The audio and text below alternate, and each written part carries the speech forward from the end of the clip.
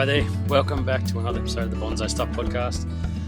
Scott Martin, Bonsai Matsu as always, and thank you for coming back after the last episode on windswept trees. Had some really nice, interesting feedback come through after that episode, which sparked a lot of conversation, which I knew it would. I knew that there'd be passionate people on all sides of the argument when it comes to that sort of a design, because it seems to be something that people are pretty passionate about, this whole bonsai thing, which is great. And I just reiterate one more time, design is very personal. And my heart's on my sleeve when I do this podcast and I talk about different design and what my preferences are. And it's just, I suppose, to invoke that conversation, that we talk about these things and we can look at them. And it's been great. This wind affected as opposed to windswept notion seems to have struck a chord with a lot of people, which is great. All right, so this episode of the podcast, which is episode 41 for season 6, a couple of things I want to talk about.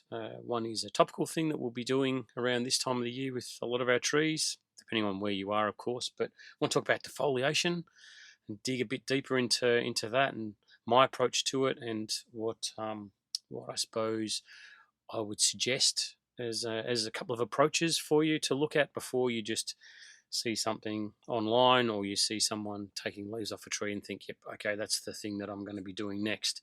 Just want to dig a bit further into that so we can have a greater understanding, I suppose, where this tool that we can use can really help us and our bonsais and balance the strength of the tree, which is the most important thing. Anyway, I'll come to that. And the other thing I want to talk about is couple of tips and tricks about when you lose the spark, when that bonsai spark starts to fade a little bit. And happens to all of us. It's very common, very, very, very common. See it all the time. I see it a lot when I do workshops with people, and they sort of throw their hands in the air and go, I just don't know. I just don't know what to do. So I want to talk a little bit more about that as well, and give you a few little tips and tricks as to how you can reignite the spark. So let's get into it.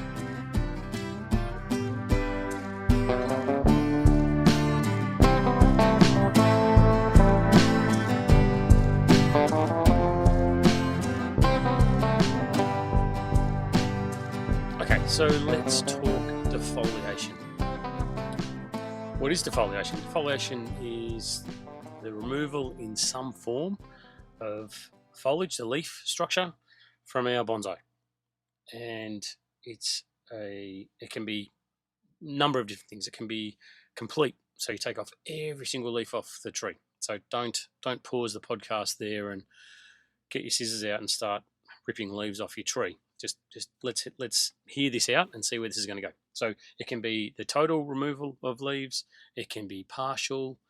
It can be area specific, and I'll break those down a little bit further in a second. More importantly, I suppose, why do we do this defoliation? And you're probably all in the background going, yeah, we get a second flush of growth. And we do get a second flush of growth. It stimulates, on healthy trees, it stimulates a second flush of growth, which is great, because if you want to push your trees really hard, then you can take off the leaf structure.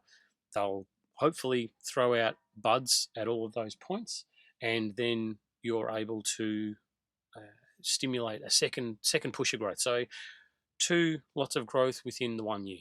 Sounds great. Like I remember when I first found out about defoliation, it was like, how long's this thing been going on for?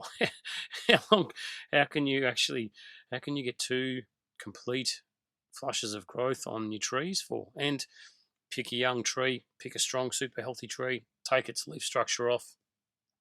Yep, bang, it explodes. And it's like, okay, I'm doing that every single year. I am without doubt and without fail going to be taking off the leaf structure of every single deciduous tree that I've got, and my figs, my ficus, and I am going to be pushing them as hard as I possibly can, because I am getting to the end point a lot quicker than what I was without this great technique of defoliation.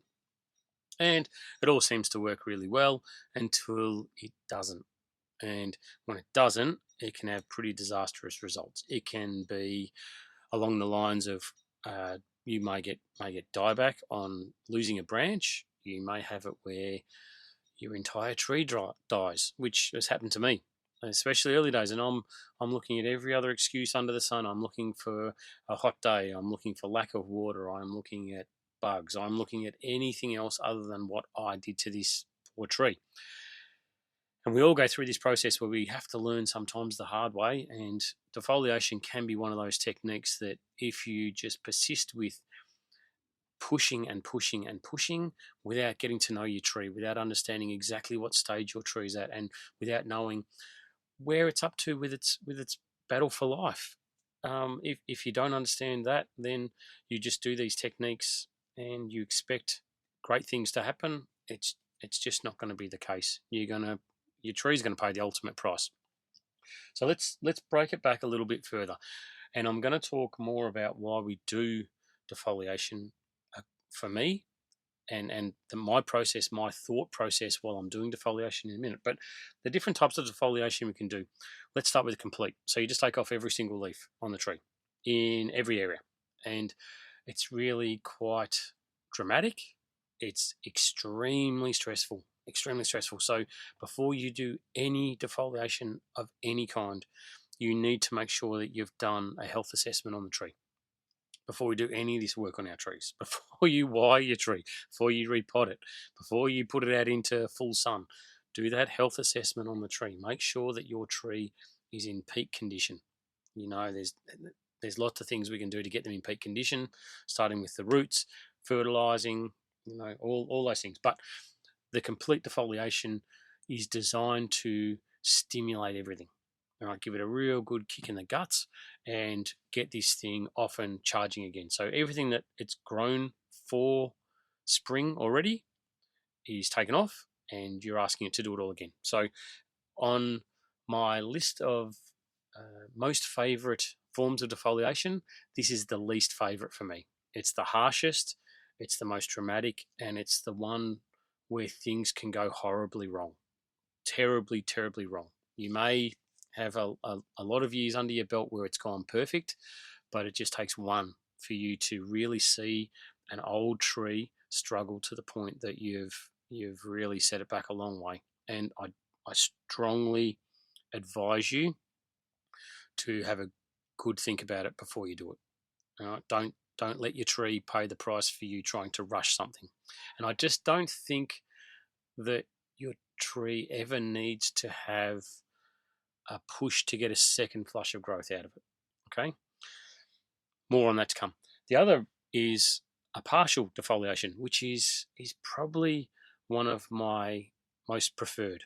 And by this, let's take on a type of species that gets quite big leaves, liquid amber. It's a great species. I love it. Really, really love them. But they're always prone to getting big leaves. For me, preference is to make them a bigger tree because of that natural instinct of the tree to want bigger foliage. But you can look at doing a partial defoliation where you're removing only, say, the largest leaves around on the tree. Why would you do that? It makes it look more in proportion. So from an artistic point of view, from a design point of view, it starts to look more like the tree that you want it to look like. So its structure, its leaf mass suddenly starts to get smaller and smaller. One of the main reasons that I do this type of defoliation is for those inner buds. Now, remember we talked about the Bud Conveyor. They're the future of your bonsai, future of the design of the tree, and you need to ensure that you're doing everything you possibly can to encourage and protect and develop those inner buds, because that's where the tree's future lies, is in those inner buds. When something gets too long, we cut the buds back to those inner buds and they continue to grow out and fill our silhouette. So I would do a partial defoliation on almost, and I say almost because it's not always, on almost every single one of my deciduous trees. Some more than others, but it's really about letting sunlight in to that inner part of the tree. If you've got a foliage mass which is like an umbrella, for want of a better description, that completely surrounds the outside of the tree, and ensures that no light's getting into those inner areas. Your foliage, your branch length is going to continue to get longer and longer and longer, while those inner areas will really struggle. So partial defoliation is something that I definitely use on my trees. And it's very, when I say partial, it doesn't mean I'm removing 50% of the foliage. It doesn't mean I'm removing 70%. Doesn't mean I'm removing 30%. It means I look at the tree's structure with those inner buds, that bud conveyor in my mind first and foremost, and the tree's strength and health and its future, and say, okay, how much foliage do I have to remove off here? Which leaves should I remove to let that light in there? And I'll start by removing leaves, and I'll look at it and go, yeah, okay, that's still pretty dark on the interior. Like there's no sunlight getting in there. Remove a few more. Remove a few more. Remove a few more. And that's my indicator on when to stop. When I can see those inner areas are nice and sunlight's getting in there, not streaming right through the whole tree, but there's enough getting in there for now. Then I'll go, okay, that's time to put the scissors down and leave the tree be. Don't push it too hard. Just make sure that it's done enough. And that's where the removal process needs to be talked about as well. I'm very careful about how I remove the leaf mass. Some species, like a trident maple, for instance, you can use a technique which you need to practice, where you can grab the leaf. It sits over the top of your fingers. You push your thumb down onto the leaf and you can pluck in the direction the leaf's growing, and you can very quickly remove a lot of foliage by just pinching through those leaves and tearing them off. But you're leaving the petiole, leaving the leaf stem intact, because that's at the base of that is the dormant buds that you're wanting to activate, or that will activate. So you've got to be careful that when you're removing leaf, if you're tearing the entire leaf off, including its stem, and you're doing damage to that branch structure, then you're going to put stress onto the tree. So I would suggest using scissors is a really safe option. Leave a short little stub for the leaf stem, and that will then fall off somewhere down the track. It's not a big deal, but you're protecting the tree and making sure that you're not forcing it to heal itself from a tear wound that you've forced on the tree with the leaf removal. So the partial is definitely something that I will do from a health point of view, and to protect those inner buds. I'm not really interested in the second flush, but it's definitely those inner buds that are first and foremost. The other form of defoliation is an area-specific defoliation. So my approach with this is that set of scales for the strength of the tree. You've got the strong areas that need to be controlled. They need to have the dial turned down on those strong areas. And then you've got the weak areas that need to have the dial turned up. If you have any weak areas on your bonsai, best advice, just leave them alone. The more foliage they have, the more structure they have, the longer those branches get, the more resources are going to be pummeled into that area by the tree, and the stronger it will become. So by removing foliage, by doing this this complete defoliation on a weak area of your tree, it's almost a death sentence for that branch, and the stress it'll put on the tree is something that you may find hard to come back from. So that's why I don't like this total defoliation, because it just assumes that the entire tree is in peak condition, which vast majority of times that is not the case.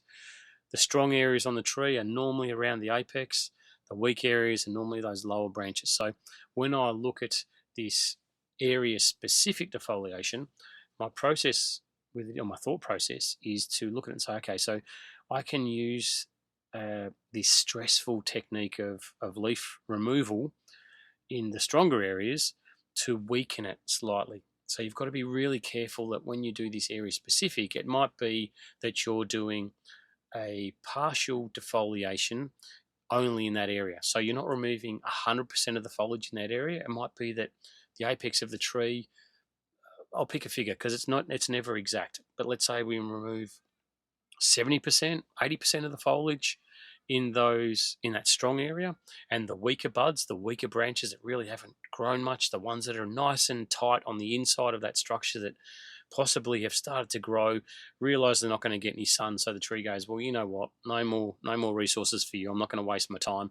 push it to these ones that are on the outside, let them grow like crazy. So then I'll do a partial defoliation in the strong areas or area specific, and I'll turn the dial down a little bit in that area. That will then funnel resources to those areas that I haven't defoliated, while this area that I have done the partial defoliation on suddenly starts to rebuild, starts to push those buds, starts to pop out the foliage, starts to develop more. So the reason for it is that I'm trying to slow some areas down that are probably pretty strong, and if the strong areas can handle that defoliation, then I'll get a second kick of growth in those areas, while the weaker areas get more resources pushed to them and makes them stronger. So that set of scales that I focus on heavily can suddenly become a lot more balanced than what it was, which is always the key to good bonsai. Balancing strong and weak areas in any form of any bonsai is your absolute goal. So that's my three main types of defoliation I do, and like I said, I incorporate the partial defoliation more so with the area specific defoliation to make sure that I can get some kind of balance in my growth. I'm doing it for the inner buds, a second flush of growth. Yeah, it's nice, but it's not my ultimate consideration when I'm doing it. Now it comes down also to the timing for the defoliation. Why am I talking about it now? I mean, we're just past the midway point in spring. We've had a really nice flush of growth come out from spring. Trees are looking great. Most things by now have had a bloody good haircut, and I've stopped the growth and I'm back to a really nice silhouette. The leaves have started to harden off. They've started to get that nice waxy coating on it. Why would I be taking this off now? Why am I looking at it now? And the reason being for now is that there's still time left in the growing period before we get to summer, before the heat kicks in, and before I need to make sure that my tree is very calm and very settled so it can withstand the heat of summer that's literally not just around the corner. It's not very far away.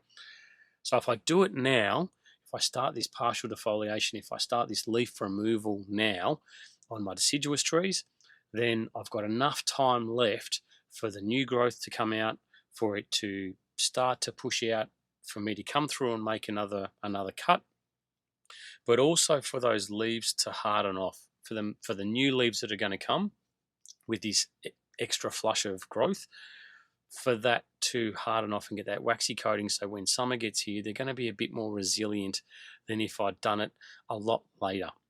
Now, the number of defoliations you can do is another consideration.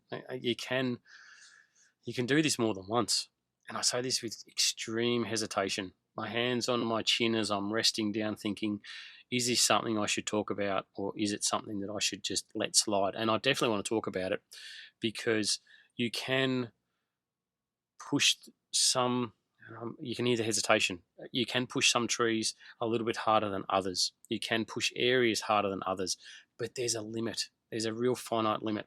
I heard on some species that, that desert ash, they're very common, a weed, a pest, and they grow very strongly. When they're young, they do. They definitely do. And I'd been along to a bonsai club meeting when I was a very young bonsai pup, and I heard someone say up on stage, you know what, you can defoliate these things flat out. As soon as the leaves come, cut them off again. You'll get another flush. Like, you can get 5 or 6 flushes per spring growing season on a desert ash. And it was like, oh, holy hell, really? You can? And it's like, well, how quickly will my trees develop if I do this?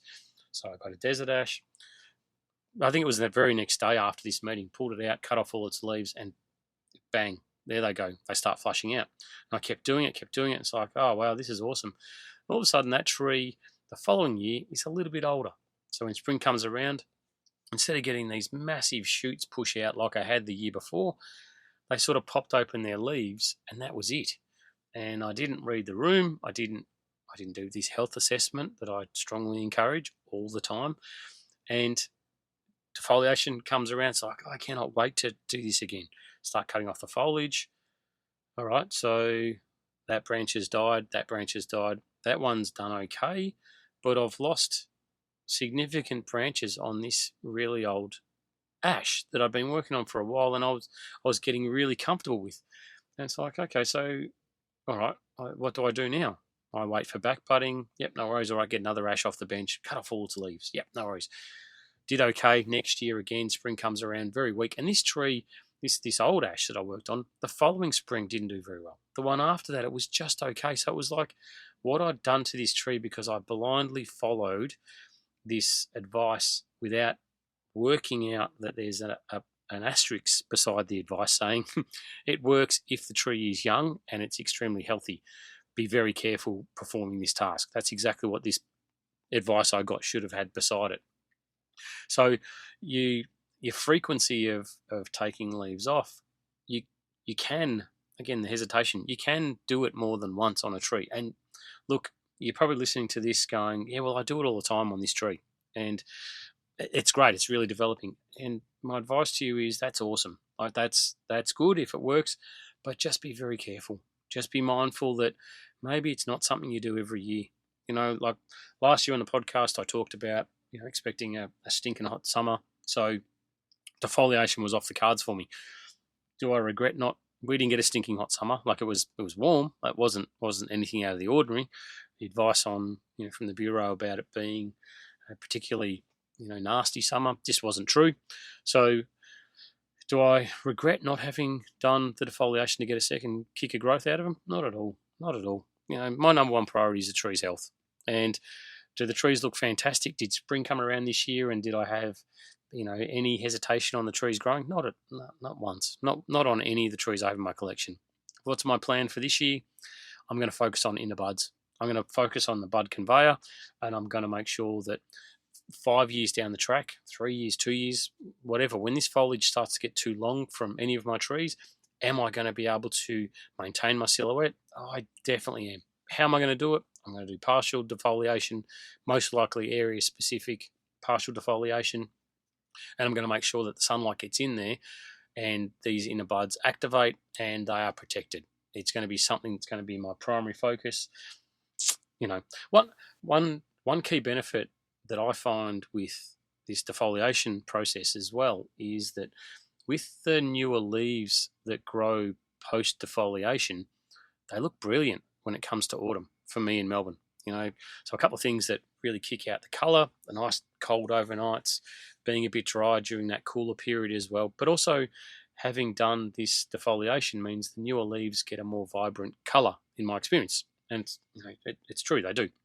So I'm doing it for a few things, but I'm also doing it now for what's going to happen in, you know, a couple of seasons' time when, you know, I really appreciate that autumn colour, this partial defoliation, the second kick of growth, newer leaves, protect them, make sure they've hardened off before summer gets here, and then I'll get the benefit when autumn comes around. So please just I'll be crystal clear about this, that defoliation is a great technique. I love it. Without the Bud Conveyor, we are stuffed. You know, our bonsais will just continue to get longer and longer. It's a great tool that we have in our arsenal that we can use to promote another flush of growth, to get these newer leaves, to keep the inner buds alive, to help them thrive and push along. But just be really careful. Just really, really make sure that you know your tree, that you understand what stage it's at. You know, if it's just been heavily repotted, is it going to withstand this sort of work that you're going to do, this stress that you're going to put on the tree? That's first and foremost exactly what I strongly recommend you do. Don't just automatically do it, especially this time of year. You jump on any computer or device and have a look around. You'll start seeing people taking leaves off their trees.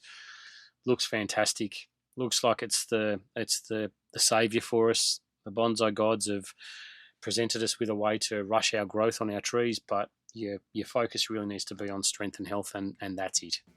Use it wisely, but just make sure that your tree is number one priority, not your sense of urgency with achieving another flush of growth.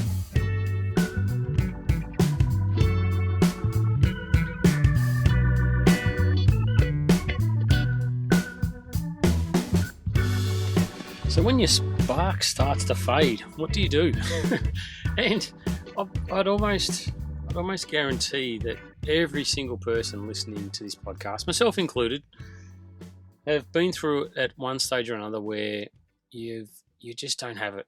You know, you've gone from being an absolute nutbag about your trees, loving them, to all of a sudden it's like you just don't feel it, you know, and there's work to be done, and it feels like work. That's the downside, that you've got these magnificent trees that you've been developing for a long time. You look at them and you just, you know, it's like, I've got to go and water. Oh, that thing needs a cut. I'll have to do that. Look, sorry, I can't see you guys. I can't watch the game. I can't whatever.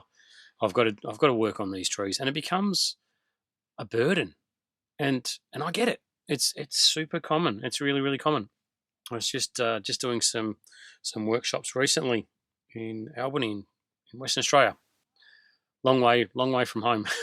I've actually been in the last few months to extreme opposite ends of Australia, from up north to Cairns down to the southwest corner of Western Australia. I love bonsai. I love the people that I get to meet, and I love that I get to do what I do as much as I do, and spread the love, this bonsai love, with as many people as I can. But this spark, when it starts to fade, my best advice to you is don't worry. It will come back. I promise you. It will. It'll make a return, and you'll look back on those dark days, and you'll sort of wonder why the hell you even thought that, because the spark will be there. That glisten in your eye, that spring in your step when you walk out and you see a bud starting to pop on a naked section of the trunk where you've always wanted a branch. It'll reinvigorate you back. But anyway, I just want to go through a few things that I suppose I'd like you to try. If you ever do lose the spark, come back and have a listen to this podcast, because I'm hoping you never do. Bonsai's forever. Once you've got that love of trees, it's impossible to get rid of it. Absolutely impossible. And once you start tearing into the intricacies of bonsai and the design side of things, as well as the horticultural, it's like it doesn't get any better. So what I'd suggest is don't be hard on yourself. If it does happen, accept it and just give yourself a bit of a break. Often that, you know, just water them, just maintain them, just keep them alive. All right, do what you need to do to keep them alive, and don't stress too much that they haven't been wired, or that they haven't been, you know, maybe repotted as much as what they should have. Just give yourself a moment. Just have a bit of a break, and, you know, possibly even look to get your trees babysat by somebody and go away. Just have a weekend away where you're not constantly thinking about the work that you have to do and what you're not doing. More so, just take the pressure off yourself, so it doesn't feel like work. The other thing I've talked about a lot is your bonsai network, and if you don't know what that is, just have a hunt through earlier podcasts. But your network pretty much is your bonsai mates, people that you can talk to about your trees in any shape or form. They can be anywhere around the world. They don't need to be someone that comes and sits with you and, you know, works on your trees with you, but it does help if that's the case. But your bonsai network is there to support you as much as your bonsai addiction, that that craziness inside us. But I like to sort of, you know, lean into the bonsai network when I struggle a little bit, when I find that my interest is starting to wane a little bit. Just a little bit of honesty where you can turn around and say to someone, hey, look, you know, I've got this. I don't know what to do. I'm sort of stuck. What do you think? Where should I go with it? And what should be a goal? And without doubt, without fail, I'd find that someone has a different perspective from me, someone that has a different approach or different attitude to something, and they'll sort of give you that little bit of boost. It's like, I never saw that. And that's why honestly I love these workshops that I do, because I get to provide that second that someone's looked at. They've obviously brought this tree along because it's, it's a blank. It's something that's maybe they're not feeling that. Look, they've fed it, they've watered it, they've fertilized it, they've made sure it's been repotted, they've cared for it, they've probably looked at it for a long period of time, and they're just not sure of what to do next. Like, where do I go with this thing? And that's where your bonsai network, I find, is really invaluable. So if you haven't got a bonsai network, set one up. Reach out to people, have a chat to someone, make sure that you have something behind you that and your job inside that network is very important as well. That it could be one of your bonsai buddies that comes to you and sort of goes, whatever. I've lost it. I'm not feeling it. I don't know what to do. And that's where it's your turn to prop them up. You're the one that boosts their confidence. Hey, how's this one going? What about that tree? Oh, check out this. Here's a, whatever bit of humor. What doesn't have to be bonsai related, but the network is really important in so many ways to help. And I just strongly suggest that if you're in a down session, then make sure that you reach out. Make sure that you speak to someone like me, that you ask my opinion, that you get that involvement of someone else into your bonsai journey, which I know from my point of view, I love it.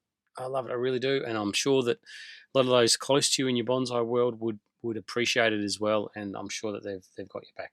And sometimes it comes from just not having a vision for a tree, and you can sort of feel like, I've lost it. I just don't. I've done so much with these other trees.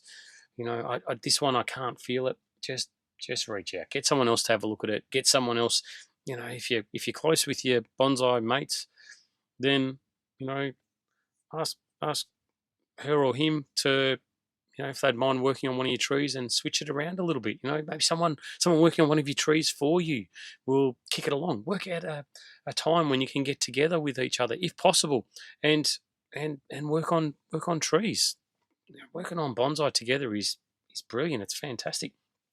Now, the last piece of advice that I've got for you with this is for you and you alone. And please don't use this as an excuse with your partner or your nearest and dearest.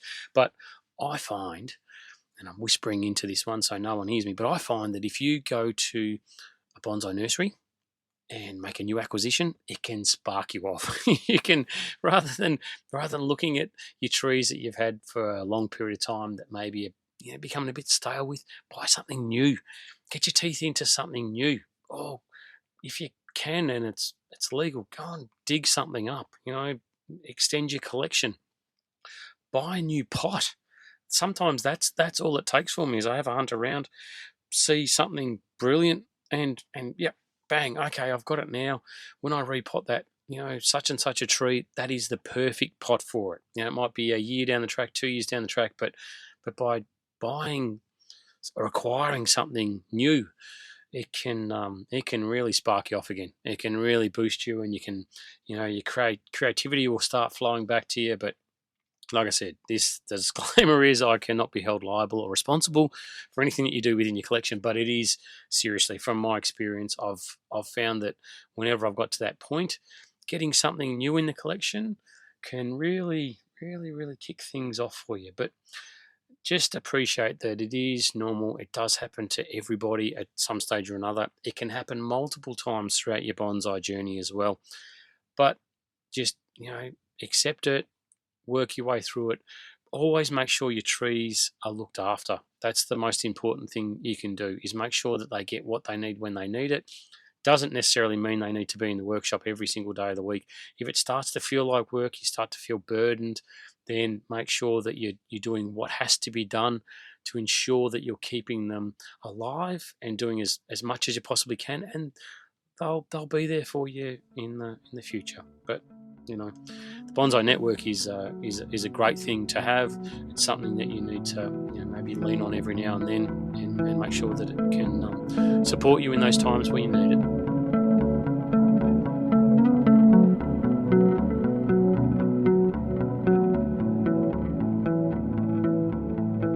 Just like that, folks, it looks like we are done for another episode of the Bonsai Stuff podcast. Really appreciate your patronage. I honestly thank the subscribers from the depth of my heart. That means a lot. If you are on the fence about subscribing to the podcast, please consider it. It's greatly appreciated, and it helps support this and maintain it for ongoing bonsai stuff episodes into the future. So those that have subscribed, thank you very much.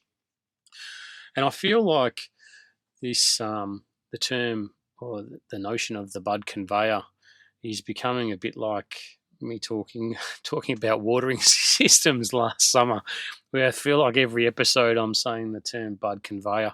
I do apologize for it, but it's a great concept that helps clarify a lot of things for me, and I know that if it sort of helps me when I'm working with my trees explain and provide a reason why I'm doing something to someone else, then I'll pummel it until it's part of your daily bonsai thought process. Is those inner buds. That Bud Conveyor is so important to all of us. All right, so reiterating, the big asterisk for this episode of the podcast is strength of your tree. Okay, defoliation is really important, but it definitely comes down to the strength and vigor of your tree before you start tearing leaves off. And ignore or try not to focus on a second flush of growth.